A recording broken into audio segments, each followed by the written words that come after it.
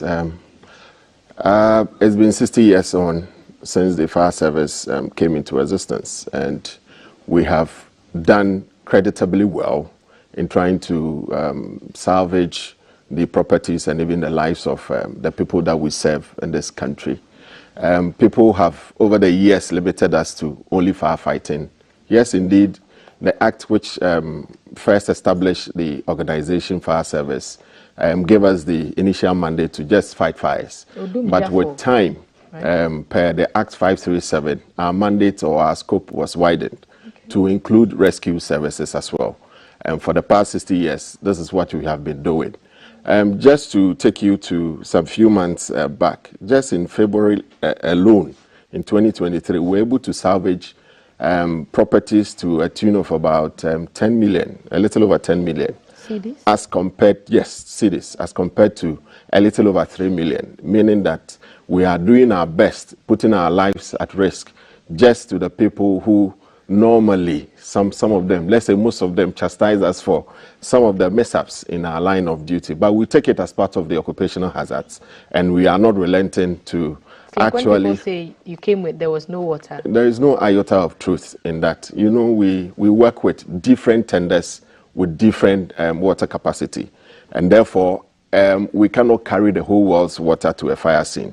That is why we rely on our fire hydrants. Where are the hydrants? The hydrants are there. Most of them for want of, let's say, usefulness. Maybe the number of years that they've existed, they have outlived their usefulness, and therefore we are in talks with Ghana Water Company to put them back. And then also we are looking at putting up mechanized boreholes at our various fire stations. If you go to our stations across the country, we have these boreholes there. Some of them have, others to have these hydrants which are functioning. But we will need our state institutions or companies like Water Company and allied water providing companies to do well to provide us with more robust water systems, so that at any point in time when we get to any facility where we have to deal with any fire emergency, we can get continuous water for firefighting. So we will do our best. Even as I speak with you, we have gone to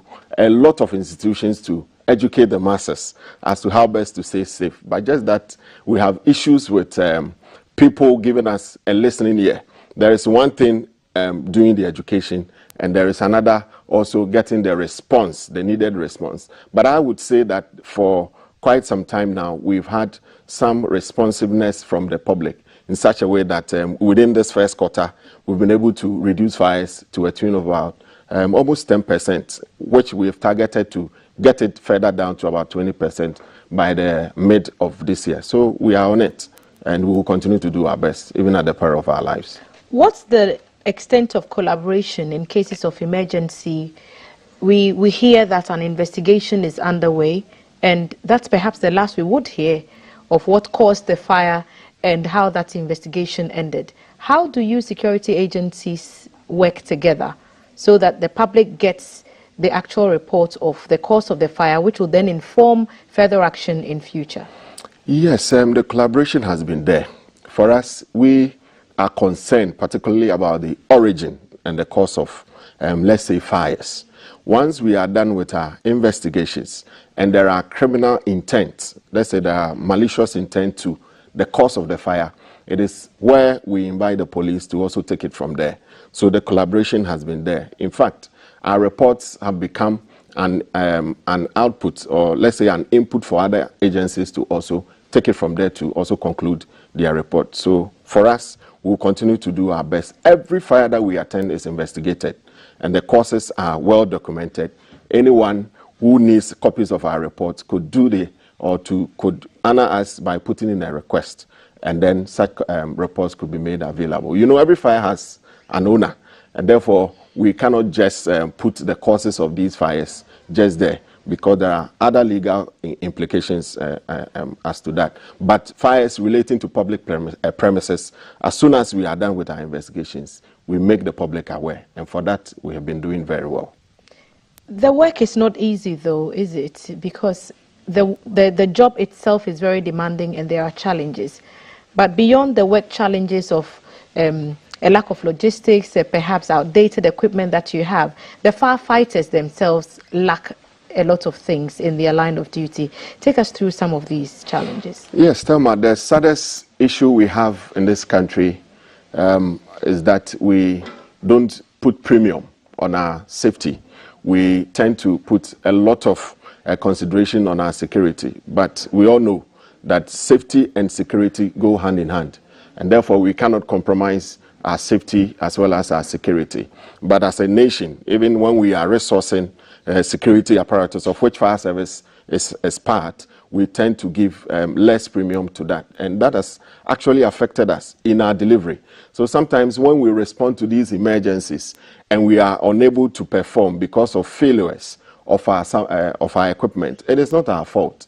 We all know that we are supposed to be resourced adequately. The good news is that government is trying its best to resource us. I know there are packages in the line, and we are expecting some about 250 equipment, brand new equipment, which includes rescue vans and fire tenders and other utility vehicles as well. And we know that very soon those equipment will be made available. But notwithstanding, we are making use of what is available just to serve you. The saddest aspect of it is that sometimes when the fires or the emergencies occur, and then the affected persons who are supposed to call us rightly on our emergency numbers and on time fail to do so, and we appear with these our aged vehicles and our equipment, and they begin to pelt stones and even put our lives in danger. I mean, it saddens us.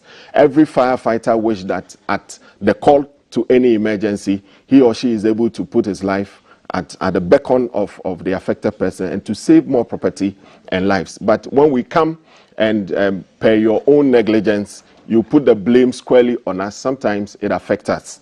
So we would want to encourage all citizenry, wherever you find yourself, especially when you relocate to a new place.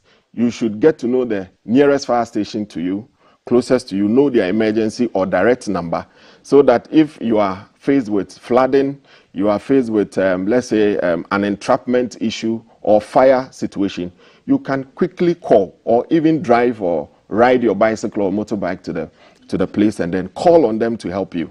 But if we don't do that and we want to play pranks with their emergency line, it will sadden us to know that even as mobile phones work, sometimes when you call and you've activated call waiting, not until the initial caller is off the line, you can't get through. So we plead with Ghanaians, they should stop playing pranks with our lines and then call us when the need arises, and so that we can also respond and respond promptly. We also want to appeal to landowners and well-meaning Ghanaians that in as much as government is responsible for retooling the service, we can also take the bull by the horn by providing space and by putting up structures that can accommodate the fire service. We are ready with the personnel and the tools. So therefore, when we are able to put up the structures, we would serve you with the people, we would bring the tools available, so that the closer we are to the community, the better our response time would be. In actual fact, in 2012, Ghana Statistical Service brought up their report, and they reported that fire service was doing an average of 12 minutes. But now, we can say on authority that we are doing well, an average of about 4.7 minutes, which is even lower than the international standard of 5 minutes. So we are poised to do a lot more for Ghanaians. It's World Firefighters Day. What does an injured firefighter, what kind of support systems are available for those who get harmed in the course of their work?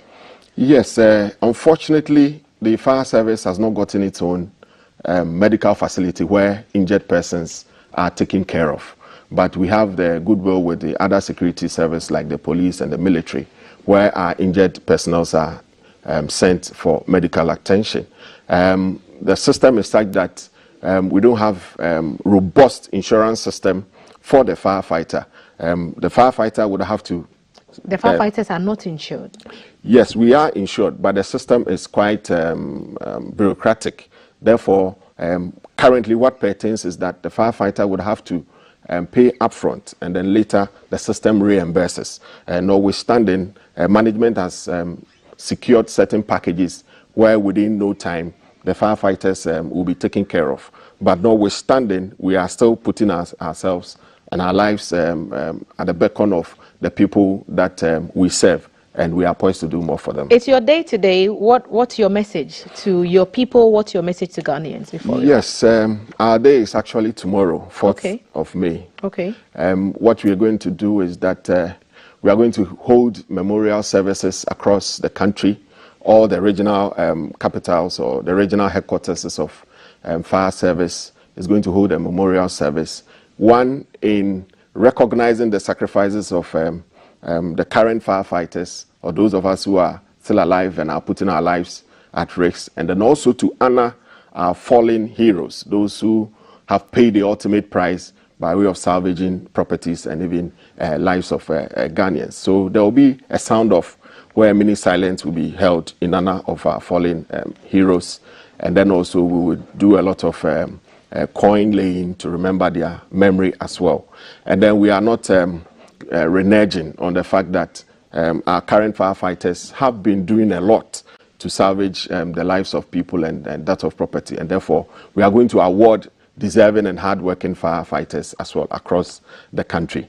As I speak with you, our headquarters is doing a float from our headquarters to Nkrumah Circle, where we will take the opportunity to highlight on certain key safety issues where we expect the public to also adhere to them, so that together we can be safe, together we can have the peaceful environment to be able to continue with our various economic activities.